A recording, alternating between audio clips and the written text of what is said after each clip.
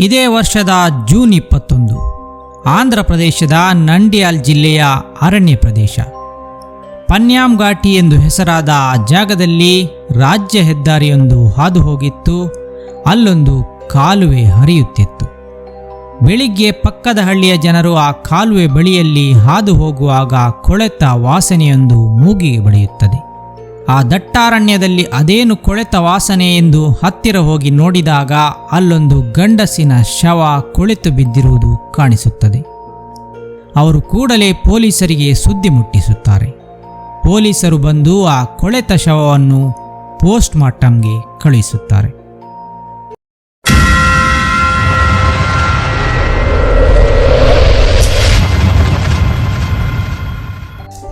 ಸ್ನೇಹಿತರೆ, ಆಂಧ್ರ ಪ್ರದೇಶದ ಕರ್ನೂಲ್ ಜಿಲ್ಲೆಯಲ್ಲಿ ಒಬ್ಬ ಮಹಿಳೆ ವಾಸವಾಗಿರುತ್ತಾಳೆ. ಅವಳ ಹೆಸರು ಸುಜಾತ.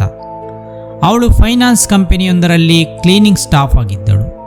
ದಿನಾ ಬಂದು ಕಸ ಗುಡಿಸಿ ನೆಲ ಒರೆಸಿ ಕಚೇರಿಯನ್ನು ಸ್ವಚ್ಛವಾಗಿಡುತ್ತಿದ್ದಳು. ಕಷ್ಟದಿಂದ ಜೀವನ ಹೋಗುತ್ತಿದ್ದರೂ ಕೂಡ ಅವಳು ತನ್ನ 25 ವರ್ಷದ ಮಗಳನ್ನು ಚೆನ್ನಾಗಿ ಸಾಕಿಕೊಂಡಿದ್ದಳು. ಆ ಮಗಳ ಹೆಸರು ಐಶ್ವರ್ಯ. ಐಶ್ವರ್ಯ 10ನೇ ತರಗತಿಯವರೆಗಷ್ಟೇ ಓದಿದ್ದಳು. ಮನೆಯಲ್ಲಿದ್ದುಕೊಂಡು ತಾಯಿ ಸುಜಾತಾಳಿಗೆ ಮನೆ ಕೆಲಸಗಳಲ್ಲಿ ಸಹಾಯ ಮಾಡುತ್ತಿದ್ದಳು. ಹೀಗಿರುವಾಗ ಐಶ್ವರ್ಯಳಿಗೆ ಗಂಡು ಹುಡುಕಲು ಶುರು ಮಾಡಲಾಗುತ್ತದೆ.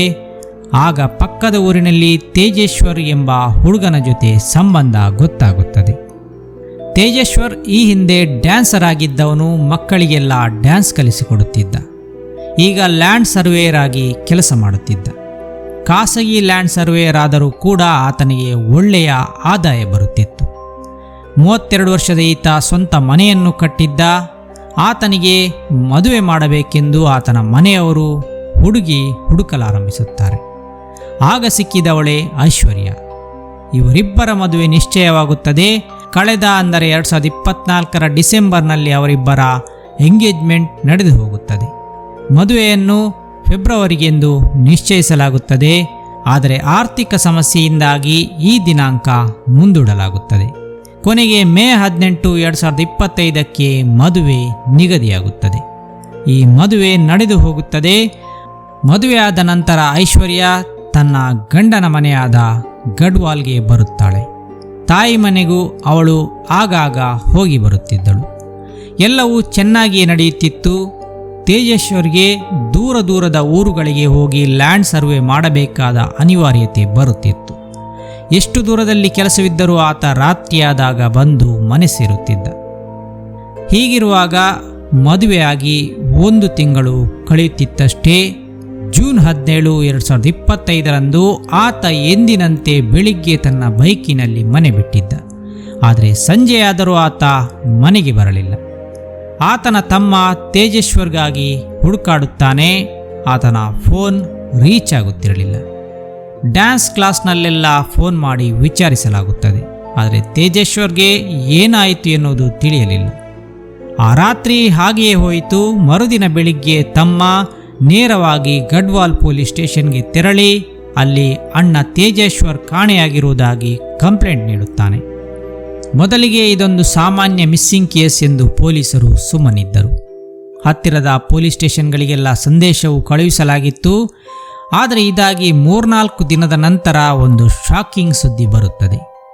ತೇಜೇಶ್ವರ್ನ ಊರಿನಿಂದ 140 ಕಿಲೋಮೀಟರ್ ದೂರದಲ್ಲಿರುವ ನಂಡ್ಯಾಲ್ ಎಂಬ ಜಿಲ್ಲೆಯಲ್ಲಿ ಕಾಲುವೆಯೊಂದರ ಬಳಿ ಕೊಳೆತ ಶವವೊಂದು ಪತ್ತೆಯಾಗುತ್ತದೆ. ಈ ಘಟನೆಯನ್ನು ನಾವು ಪ್ರಾರಂಭದಲ್ಲಿ ಹೇಳಿದ್ದೆವು. ಆ ಶವವೇ ತೇಜೇಶ್ವರ್ನದಾಗಿತ್ತು. ಅಲ್ಲಿನ ಹಳ್ಳಿಯ ಜನರಿಗೆ ನದಿಯಿಂದ ಹರಿದು ಬಂದ ಕಾಲುವೆಯ ನೀರಿನಲ್ಲಿ ಆ ಶವ ತೇಲಿಕೊಂಡು ಬಂದು ದಡ ಸೇರಿದ್ದು ಕಂಡುಬಂದಿತ್ತು. ತೇಜೇಶ್ವರ್ನ ಕುಟುಂಬದವರನ್ನು ಶವ ಗುರುತಿಸಲು ಕರೆಯಲಾಗುತ್ತದೆ.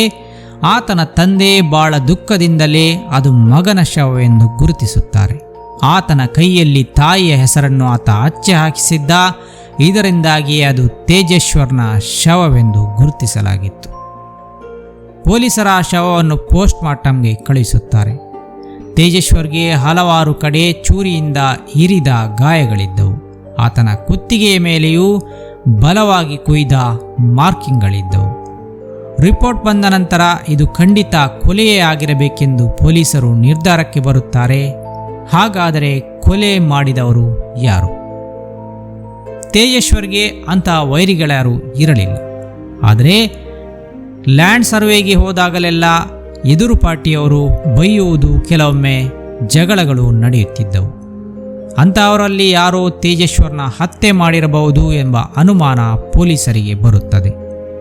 ಅಂತಹವರು ಯಾರಿರಬಹುದು ಎಂದು ಪೊಲೀಸರು ಹುಡುಕಾಟ ನಡೆಸುತ್ತಿರುವಾಗಲೇ ಅವರಿಗೆ CCTV ಫೂಟೇಜ್ ಒಂದು ದೊರೆಯುತ್ತದೆ. ಗಡ್ವಾಲ್ನ ಕೃಷ್ಣಾರೆಡ್ಡಿ ಬಂಗಲೆಯ ಬಳಿಯಲ್ಲಿ ಸಾಗುತ್ತಿದ್ದ ಕಾರೊಂದರಲ್ಲಿ ತೇಜೇಶ್ವರ್ ಹತ್ತಿ ಕುಳಿತಿದ್ದ ಎನ್ನುವುದು ತಿಳಿಯುತ್ತದೆ. ಆತ ಹಿಂದಿನ ಸೀಟಿನಲ್ಲಿ ಕುಳಿತಿದ್ದ, ಅವರೊಂದಿಗೆ ಮಾತನಾಡುತ್ತಿದ್ದ. ನಂತರ ಆತ ಮುಂದಿನ ಸೀಟ್ಗೆ ಬಂದು ಕೂರುತ್ತಾನೆ. ಆ ಕಾರಿನಲ್ಲಿ ಡ್ರೈವರ್ ಮತ್ತು ತೇಜೇಶ್ವರ್ ಸೇರಿ ಒಟ್ಟು 4 ಜನರಿದ್ದರು. ಪೊಲೀಸರು ಬೇರೆ ಬೇರೆ CCTVಗಳಲ್ಲಿ ಆ ಕಾರು ಎತ್ತ ಕಡೆ ಸಾಗಿತ್ತು ಎನ್ನುವುದನ್ನು ಫಾಲೋ ಮಾಡುತ್ತಾರೆ. 400 ಎಂಬ ಟಾಲ್ಗೇಟ್ ಮೂಲಕವೂ ಆ ಕಾರು ಸಾಗಿ ಹೋಗಿತ್ತು. ತೇಜೇಶ್ವರ್ನ ಫೋನ್ ಲೊಕೇಶನ್ ಮೂಲಕ ಆತ ಆ ಸಮಯದಲ್ಲಿ ಅದೇ ಕಾರಿನಲ್ಲಿ ಹೋಗುತ್ತಿದ್ದ ಎಂಬುದು ತಿಳಿಯುತ್ತದೆ. ಇತ್ತ ಪೊಲೀಸರು ತೇಜೇಶ್ವರ್ನ ಮನೆಯವರನ್ನು ವಿಚಾರಿಸುತ್ತಾರೆ. ತೇಜೇಶ್ವರ್ 1 ತಿಂಗಳ ಹಿಂದಷ್ಟೇ ಮದುವೆಯಾಗಿದ್ದ. ಆದರೆ ಆ ಮದುವೆಯಲ್ಲಿಯೇ ಒಂದು ಅಪಸ್ವರ ಎದ್ದಿತ್ತು ಎಂಬುದು ಪೊಲೀಸರಿಗೆ ತಿಳಿಯುತ್ತದೆ. ಮದುವೆಗೆ 5 ದಿನವಿರುವಾಗ ಆತನ ಮನೆಯವರು ಮದುವೆಗೆ ವಿರೋಧ ಮಾಡಲಾರಂಭಿಸಿದ್ದರು. ಮೇ 18ಕ್ಕೆ ಮದುವೆ ನಿಗದಿಯಾಗಿದ್ದರೆ ಮೇ 13ಕ್ಕೆ ಐಶ್ವರ್ಯ ಯಾರಿಗೂ ಹೇಳದೆ ಮನೆ ಬಿಟ್ಟು ಹೋಗಿದ್ದಳು. ಎಲ್ಲರೂ ಸೇರಿ ಅವಳನ್ನು ಹುಡುಕಿದ್ದರು. ತೇಜೇಶ್ವರ್ನ ಮನೆಯವರು ಈ ಹುಡುಕಾಟದಲ್ಲಿ ಭಾಗಿಯಾಗಿದ್ದರು. ಅವಳ ತಾಯಿ ಸುಜಾತ ಕೂಡ ಈ ವಿಷಯದಲ್ಲಿ ತುಂಬ ಚಿಂತಿತಳಾಗಿದ್ದಳು. ಕೊನೆಗೆ 3 ದಿನದ ನಂತರ ಐಶ್ವರ್ಯ ವಾಪಸ್ಸಾಗುತ್ತಾಳೆ. ಕೇಳಿದಾಗ, ನಾವು ತುಂಬ ಬಡವರು, ನಮ್ಮ ತಾಯಿ ವರದಕ್ಷಿಣೆ ಹಣಕ್ಕಾಗಿ ತುಂಬ ಕಷ್ಟಪಡುವುದನ್ನು ನನ್ನಿಂದ ನೋಡಲಾಗದೆ ನಾನು ಗೆಳತಿಯೊಬ್ಬಳ ಮನೆಯಲ್ಲಿ ಹೋಗಿ ಉಳಿದುಕೊಂಡಿದ್ದೆ ಎಂದಾಕೆ ಹೇಳುತ್ತಾಳೆ. ಮದುವೆಗೆ 2 ದಿನವಿರುವಾಗ ವಾಪಸ್ಸು ಬಂದ ಆಕೆಯನ್ನು ಮದುವೆಯಾಗದಂತೆ ತೇಜೇಶ್ವರ್ನ ಮನೆಯವರು ವಿರೋಧ ವ್ಯಕ್ತಪಡಿಸುತ್ತಾರೆ. ಆದರೆ ತೇಜೇಶ್ವರ್ ಆಕೆಯನ್ನು ಕೇಳಿದಾಗ ಆಕೆ ಮುಂದೆಂದೂ ಈ ತಪ್ಪನ್ನು ಮಾಡುವುದಿಲ್ಲ ಎಂದು ಕ್ಷಮೆ ಕೇಳುತ್ತಾಳೆ. ತೇಜೇಶ್ವರ್ ಆಕೆಯ ಇಚ್ಛೆಯಂತೆಯೇ ಹೆಚ್ಚು ಆಡಂಬರವಿಲ್ಲದೆ ದೇವಸ್ಥಾನವೊಂದರಲ್ಲಿಯೇ ಆಕೆಯನ್ನು ಸರಳವಾಗಿ ವಿವಾಹವಾಗುತ್ತಾನೆ. ಇಲ್ಲಿಗೆ ಎಲ್ಲರ ವಿರೋಧವಿದ್ದರೂ ಕೂಡ ತೇಜೇಶ್ವರ್ ಆಕೆಯನ್ನು ಮದುವೆಯಾಗಿದ್ದ ಎಂಬುದು ಪೊಲೀಸರಿಗೆ ತಿಳಿಯುತ್ತದೆ. ಐಶ್ವರ್ಯ ನೋಡಲು ಸುಂದರಿಯಾಗಿದ್ದಳು. ತೇಜೇಶ್ವರ್ ಕೂಡ ಒಂದು ಕಾಲದಲ್ಲಿ ಡ್ಯಾನ್ಸರ್ ಆಗಿದ್ದ, ನೋಡಲು ಸ್ಟೈಲಿಶ್ ಆಗಿದ್ದ. ಪೊಲೀಸರಿಗೆ ಇಲ್ಲಿ ಕೊಲೆಗಾರರ ಯಾವ ಸುಳಿವು ಸಿಗಲಿಲ್ಲ. ಆಗ ತೇಜೇಶ್ವರ್ನ ತಮ್ಮ ಪೊಲೀಸರಿಗೆ ಒಂದು ವಿಷಯ ತಿಳಿಸುತ್ತಾನೆ. ಮದುವೆಯಾದ ನಂತರ ಐಶ್ವರ್ಯ ಗಂಡನ ಮನೆಯವರೊಂದಿಗೆ ಹೆಚ್ಚಾಗಿ ಮಾತನಾಡುತ್ತಿರಲಿಲ್ಲ. ಯಾವಾಗಲೂ ಆಕೆ ಫೋನ್ನಲ್ಲಿಯೇ ಮುಳುಗಿರುತ್ತಿದ್ದಳು, ಯಾರೊಂದಿಗೂ ಮಾತನಾಡುತ್ತಿದ್ದಳು. ಕೇಳಿದರೆ ನನ್ನ ಸ್ನೇಹಿತೆ ಎನ್ನುತ್ತಿದ್ದಳು, ಇಲ್ಲವೇ ಅಮ್ಮ ಎನ್ನುತ್ತಿದ್ದಳು. ತೇಜೇಶ್ವರ್ ಕಾಣೆಯಾದಾಗಲೂ ಆಕೆ ವಿಚಲಿತಳಾಗಿರಲಿಲ್ಲ. ಆಗಲೂ ಫೋನ್ ಹಿಡಿದುಕೊಂಡು ರೂಮು ಸೇರುತ್ತಿದ್ದಳು. ಪೊಲೀಸರಿಗೆ ಐಶ್ವರ್ಯ ಮೇಲೆಯೇ ಈಗ ಅನುಮಾನ ಬರಲಾರಂಭಿಸುತ್ತದೆ. ಅವರು ತನಿಖೆಯನ್ನು ಆಕೆಯ ಕಾಲ್ ಹಿಸ್ಟ್ರಿಯತ್ತ ತಿರುಗಿಸುತ್ತಾರೆ. ಅದೇ ಸಮಯದಲ್ಲಿ ಫಾರೆನ್ಸಿಕ್ ಟೀಮ್ ಪೊಲೀಸರಿಗೆ ಈ ಕೇಸ್ಗೆ ಟ್ವಿಸ್ಟ್ ಕೊಡುವಂಥ ಒಂದು ವಿಚಾರವನ್ನು ಹೇಳುತ್ತದೆ. ಅವರಿಗೆ ತೇಜೇಶ್ವರ್ನ ಬೈಕ್ನಲ್ಲಿ GPS ಟ್ರ್ಯಾಕರ್ ಒಂದು ಅಳವಡಿಸಿರುವುದು ಪತ್ತೆಯಾಗಿತ್ತು. ಆದರೆ ಅವನ ಬೈಕ್ಗೆ ಯಾರು ಯಾಕೆ GPS ಅಳವಡಿಸಬೇಕು? ತೇಜೇಶ್ವರ್ನ ಮನೆಯವರು ಆ ರೀತಿಯ GPS ಟ್ರ್ಯಾಕರ್ ಅಳವಡಿಸಿದ್ದರ ಬಗ್ಗೆ ಗೊತ್ತೇ ಇಲ್ಲವೆಂದರು. ಪೊಲೀಸರಿಗೆ ಮಾತ್ರ ಆತನನ್ನು ಕೊಲೆ ಮಾಡಿದವರೇ ಆತನನ್ನು ಬೆನ್ನತ್ತಲು ಈ ಕೆಲಸ ಮಾಡಿದ್ದಾರೆಂದು ಖಂಡಿತ ಗೊತ್ತಾಯಿತು. ಕೃಷ್ಣಾರೆಡ್ಡಿ ಬಂಗಲೆಯ ಬಳಿಯಲ್ಲಿ ತೇಜೇಶ್ವರ್ನನ್ನು ಕಾರಿನಿಂದ ಕರೆದುಕೊಂಡು ಹೋದವರ ಬಗ್ಗೆ ಆತನ ಫೋನ್ನಲ್ಲಿ ಕರೆ ಬಂದ ಮಾಹಿತಿಗಳಿವೆ ಎಂದು ಚೆಕ್ ಮಾಡಲಾಯಿತು. ಅವರ ಯಾವುದೇ ಕರೆಗಳು ಆತನಿಗೆ ಬಂದಿರಲಿಲ್ಲ. ಅವರುಗಳು ಅವನನ್ನು GPS ಟ್ರ್ಯಾಕರ್ ಮೂಲಕವೇ ಸಂಧಿಸಿದ್ದರು ಎಂಬುದು ತಿಳಿಯುತ್ತದೆ. ಇದೊಂದು ಪ್ಲ್ಯಾನ್ಡ್ ಮರ್ಡರ್ ಆಗಿತ್ತು. ಇತ್ತ ಪೊಲೀಸರಿಗೆ ಐಶ್ವರ್ಯಾಳ ಕಾಲ್ ಹಿಸ್ಟ್ರಿಯಲ್ಲಿ ಆಕೆ ಒಂದು ನಂಬರ್ಗೆ ಅತಿ ಹೆಚ್ಚು ಬಾರಿ ಕಾಲ್ ಮಾಡಿರುವುದು ಗೊತ್ತಾಗುತ್ತದೆ. ಅವರ ಮದುವೆಯಾದಂದಿನಿಂದ ತೇಜೇಶ್ವರ್ ಕಾಣೆಯಾಗುವ ದಿನದವರೆಗೂ ಒಟ್ಟು 2000 ಬಾರಿ ಆಕೆ ಆ ನಂಬರ್ನೊಂದಿಗೆ ಮಾತನಾಡಿದ್ದಳು. ಕೆಲವೊಮ್ಮೆ 1 ಗಂಟೆಯವರೆಗೂ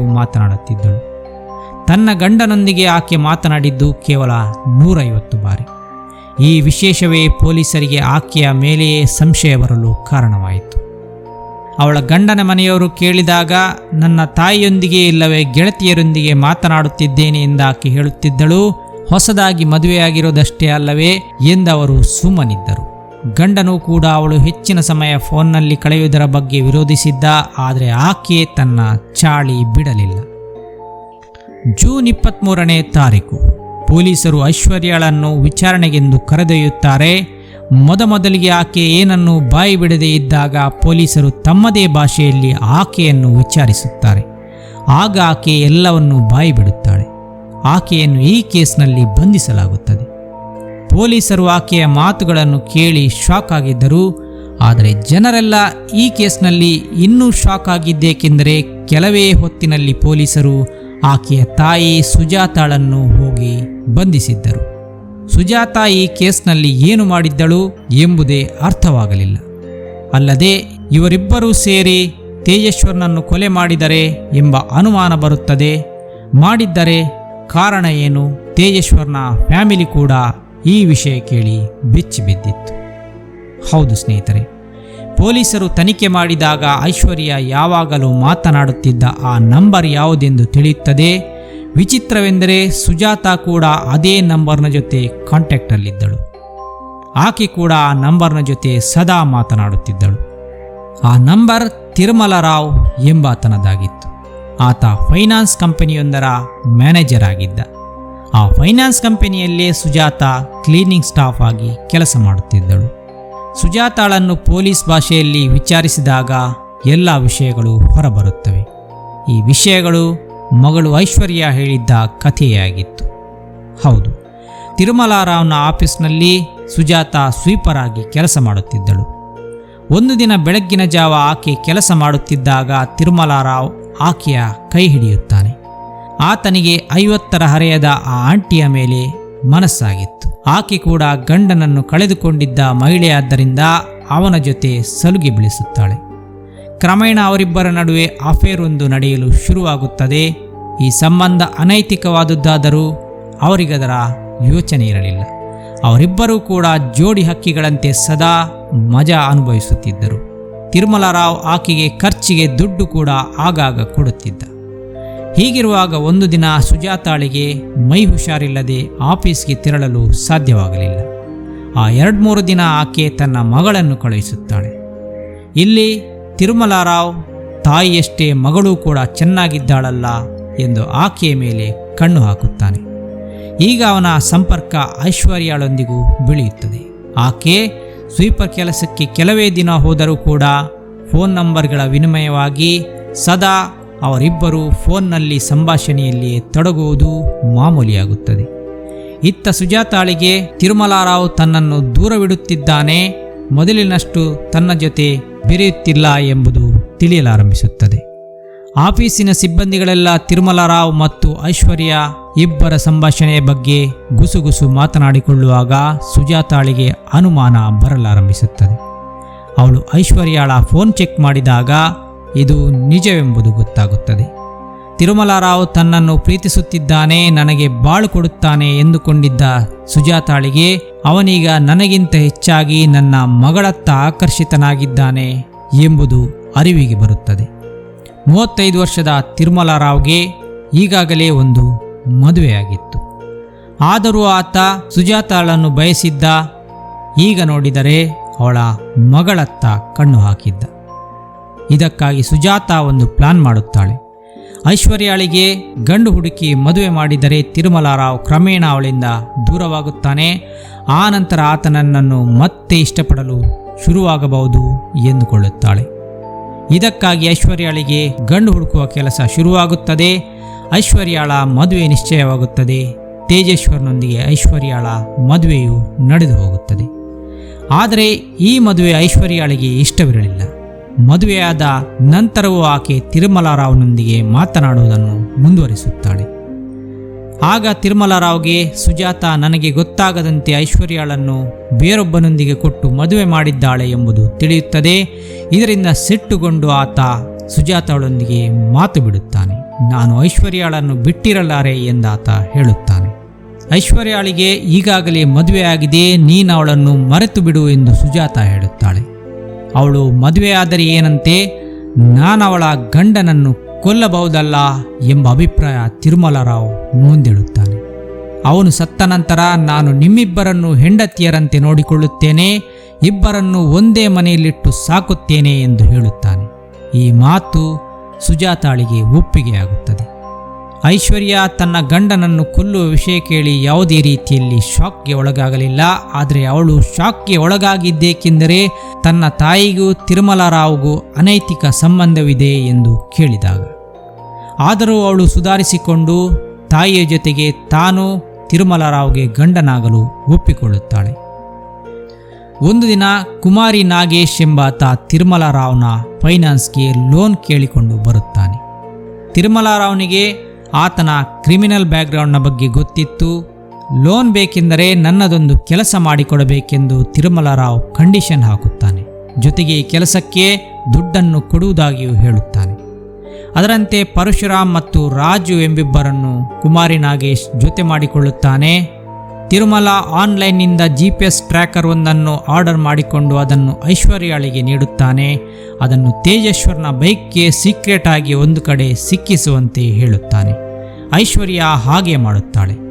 ಕುಮಾರಿ ನಾಗೇಶ್ ಹೇಗೋ ತೇಜೇಶ್ವರ್ನ ಸಂಪರ್ಕ ಸಾಧಿಸಿ ತನ್ನ 1 ಎಕರೆ ಲ್ಯಾಂಡ್ ಒಂದನ್ನು ಸರ್ವೆ ಮಾಡಿಕೊಡುವಂತೆ ಹೇಳುತ್ತಾನೆ.